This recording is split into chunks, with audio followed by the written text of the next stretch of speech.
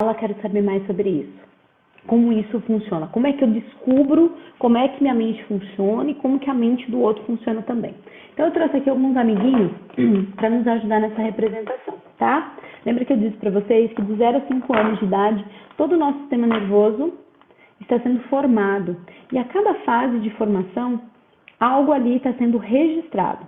Então ali, bem no útero da mãe, parece que não, né? A gente só acha que esses registros são feitos depois do nascimento. E não. Por esses estudos, a criança ainda no útero da mãe ainda consegue perceber aquele mundo uterino. Então, o mundo dentro da barriga da mãe é o mundo daquele bebê. E lá, ele já começa a ter algumas percepções. Olha esse carinha aqui.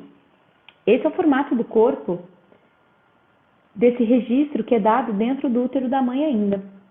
Então, imagine que aquela mãe, quando ela está grávida, ela está passando por muitas dificuldades. Dificuldades financeiras, ela acabou de terminar um relacionamento, ela está muito preocupada. Então, toda vez que a criança, ainda no útero da mãe, dá aquela chutada, sabe? Quem é mãe aqui vai entender exatamente o que eu estou dizendo. A mãe se lembra, nossa, meu Deus, eu ainda não fiz o quarto do bebê. Meu Deus, eu não tenho dinheiro para pagar o hospital. Meu Deus. Naquele momento de tensão, aquela mulher se preocupa, entra num movimento de estresse e o útero se contrai, deixando o útero mais duro e frio, com menos sangue. Nesse momento, essa pessoinha que está lá dentro desse útero, ela entende, toda vez que eu me mexo, que eu faço algum tipo de movimento, o útero fica duro e frio. Então é melhor eu ficar aqui bem quietinho, para que ninguém me veja. E aí, quando essa criança nasce, ela já nasce com um corpinho bem nesse formatinho assim, ó. E qual é a grande dor dessa criança? É a dor da rejeição. Então, é um tipo de pessoa que prefiro não ser vista. Quanto menos eu chamar a atenção, melhor. Tem um formato de corpo bem alongado, normalmente usa óculos, tem os olhos bem protuberantes, são bem magrelos. Sabe aquelas pessoas que come, tem muita dificuldade de engordar? Então, aqui a gente já tem, e a ele nós damos o nome de esquizoide, tá? Não considere nenhum tipo de patologia clínica, porque não é disso que a gente está falando, tá? Eu só estou sendo fiel à bibliografia, ok? Então, o esquizoide, ele tem esse formatinho de corpo, mas ele também é muito criativo. É aquela pessoa que é o rei das ideias. E aquelas ideias totalmente fora da caixa, sabe? Aquelas pessoas falam, nossa, cara, você tá maluco. Sim. E olha que engraçado, né? Nas relações, esse carinha aqui não é aquele cara que busca, cara que eu falo, mulher, homem, não importa. Quando essa pessoinha aqui vai buscar um relacionamento, o que menos importa para ela é a beleza física. Porque o que importa para ela tá aqui, ó. É o intelecto. Então, às vezes, a nível geral, pode até não ser a pessoa mais bonita, né? Mas, quando tem um papo legal, é uma pessoa que conversa sobre todas as coisas, que traz muitas curiosidades, vivência. Esse cara se apaixona. Legal. Depois, nós temos essa outra pessoinha aqui, ó, que a gente chama de oral. Então, ela acontece na fase de amamentação, depois que o bebê nasce, logo no processo de amamentação ali com a mãe. Então, nós temos dois processos dentro do oral. Nós temos o oral do excesso, que é essa aqui, que são aqueles formatinhos de corpo mais gordinhos, mais fofinhos, tem mais busto, sabe? Aquele busto assim que você tem vontade de abraçar e deitar a cabecinha assim para receber um abraço bem gostoso, sabe? Então, essa daqui é a oral do excesso. E depois nós temos o oral da falta, né? Ela tem os ombros mais escorridos, assim, ela sempre tem essa posição mais assim, mais caída, assim, ó. Os ombros mais escorridos, tá? E ela passou por uma dor nesse momento, né, da amamentação, que a gente chama da dor do abandono. Então, pode ser, e percebam que aqui, gente, tem que ter um parênteses muito importante. Por quê? Porque a gente não está falando e não está julgando nem pai nem mãe. A gente só está falando da percepção da criança, ok? seu pai, sua mãe, a gente não está dizendo se eles foram bons ou se eles foram pais ruins, não é isso. Cada criança tem uma percepção e eu te provo isso. Você e seu irmão, para quem tem irmãos, sabe? A visão que você tem da sua mãe é uma, a visão que você tem do seu pai é outra, entre vocês irmãos. Então, os pais são os mesmos, a vida foi a mesma, até de irmãos gêmeos. Porém, a percepção de cada um é diferente. E é disso que nós estamos falando aqui, da sua percepção quando criança de 0 a 5 anos. Tá bom? Ah, Paula, mas eu já me sentia muito tempo assim. Hoje eu não me sinto mais. Ok, nós estamos falando de 0 a 5 anos. Então, sei lá, se você tem 30, 40, 50 anos, durante todo esse processo de 5 anos para frente, você vem passando por processos, você tem buscado esses processos de autoconhecimento. Isso com certeza faz toda a diferença para que você olhe para essa dor de uma forma muito mais carinhosa, tá? Então, vamos lá. Mas isso não nega que o seu corpo continua tendo esse formato. Bom, a oral, como eu te falei, ela vem desse processo da amamentação. Então, logo quando a criança nasce, ela vem para o processo de amamentação. Então, gente, quem é mãe aqui sabe, criança quando nasce, criança recém-nascida não fala. Então, toda vez que a criança chora, o que é que a gente faz? Dá peito, ou dá mamadeira, não importa, né? A gente sempre acha que é fome, ou é fralda suja ou é fome. Então, na percepção dessa criança, às vezes ela está chorando muito, você está dando peito para ela e ela está reclamando que é uma etiqueta aqui atrás que está coçando. E você não sabe disso. Então, dentro dessa percepção, minha mãe não está atendendo as minhas necessidades. Ou, coisa que já aconteceu bastante, que eu acho que continua acontecendo ainda, sabe quando você deixa a criança chorando no berço? Por horas, né? Eu passei por esse processo, eu tenho isso registrado no meu corpo. Lembre-se, sem crítica e sem julgamento. Estamos falando aqui de um trabalho, tá? Então, sem julgamento. Crianças que ficam chorando a fios, assim, no berço, não precisa ter muito tempo, não. Mas no momento que ela acorde, talvez no meio da noite, e se vire e não vê a mãe, não vê o pai, ela se sente em um momento de total abandono, né? Então, essas são pessoas que vão desenvolver mais a parte da boca. Então, elas podem comer mais, por isso são mais cheinhas, ou elas podem fumar, beber. Tudo que tem conexão com a boca tem uma ligação direta com o abandono. Com a parte boa, né, desse traço aqui, ela é muito comunicativa. Sabe aqueles gordinhos que todo mundo tem um meio gordinho, gente boa. Sabe aquele gordinho gente boa? Que faz todo mundo rir, que abraça todo mundo, que tira sarro de todo mundo? Esse aqui, ok? O da falta, eu gosto sempre de falar assim, o da falta sempre acha que vai faltar algo. Então, se você é aquela mulher que vai no mercado e fala assim, eu não vou comprar uma lata de milho não, vou comprar 2, 3, porque vai que falte. Não vou comprar 1, 2 não, vou comprar 4 já, para ver, vai que falte. Então, o oral da falta, ele sempre está conectado a uma falta.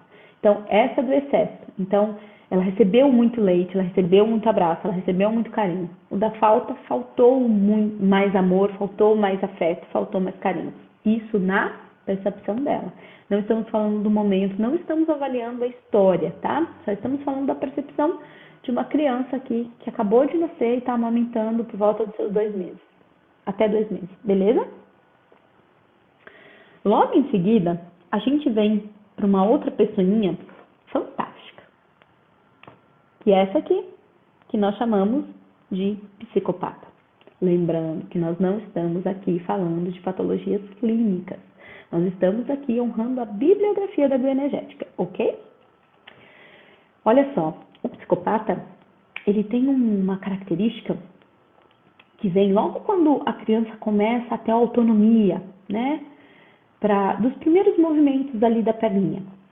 Então, a mãe falava assim, filho, diz mamãe. Aí ele fala, mamãe, isso! Filhinho, pega aquilo lá pro papai ver que você sabe pegar. Aí a criança ia lá e pegava. Então, a criança nesse processo aqui, da idade dos 2 aos 3 aninhos, na verdade, não fiquem presos às datas de idade, porque algumas crianças começam a dar mais cedo, outras crianças começam a dar mais tarde, então é uma lógica ali entre um tempo e outro. Fazem que a criança saia das fraldas, então isso não é uma regra, tá? Então, eu vou falando sobre as fases, não vou falar tanto sobre as idades. Então, nessa fase onde a criança começa a ter os primeiros movimentos, né? Filho, fala isso, faz aquilo. Então, ele ainda tem um pouco movimento nas perninhas, mas ele começa a fazer tudo que a mamãe gosta. Porque aqui ele sabe que se ele vai lá e faz exatamente o que a mamãe quer, a mamãe fica feliz. Então, nessa percepção infantil, a criança entende que só o que ela faz é importante. E que as pessoas a amam por aquilo que ela faz. E não por quem ela é. Olha só, gente, que louco isso, né? Uma criança tão pequenininha. E é engraçado que eu não sei você aí, mas eu, como mãe daqui, eu ia fazendo o meu perfil como mulher, né, como pessoa, e como mãe o tempo todo. Eu falava, nossa, isso eu fazia. Nossa, isso... Bom, ainda bem que eu não fazia. Nossa, mas isso eu fazia, né? E é isso que eu quero sempre trazer para vocês, gente. O autoconhecimento é o que faz com que a gente faça todas as nossas viradas de chave. Dos nossos comportamentos, das nossas atitudes. Então, eu sempre fui do tipo de pessoa, mas por que isso é errado? Mas por que não é assim que funciona? Então, dentro desses estudos, eu fui trazendo a história, o conhecimento de tudo isso, e por que isso é assim e por que isso é assado, tá? Então, o psicopata tem como um traço muito forte nele a liderança. Sabe aquelas pessoas que têm uma facilidade de escolher exatamente as pessoas certas para cada tarefa e que as pessoas fazem tudo o que ela quer? Que muitas vezes você não precisa pedir. Você não precisa pedir nada. As pessoas... ele nunca faz nada. Ele sempre vai pedindo e as pessoas vão fazendo exatamente o que ele quer. De forma consciente ou de forma inconsciente. Qual é a forma inconsciente? Eu acho que deveria ser assim, assim, assado. Se eu fosse você, parará. Aí a pessoa vai lá e pá, vai lá e faz, tá? Qual é o formato do corpo dessa pessoa? Ela tem a parte de cima maior que a parte de baixo. Então, a gente chama do famoso triângulo invertido, ok?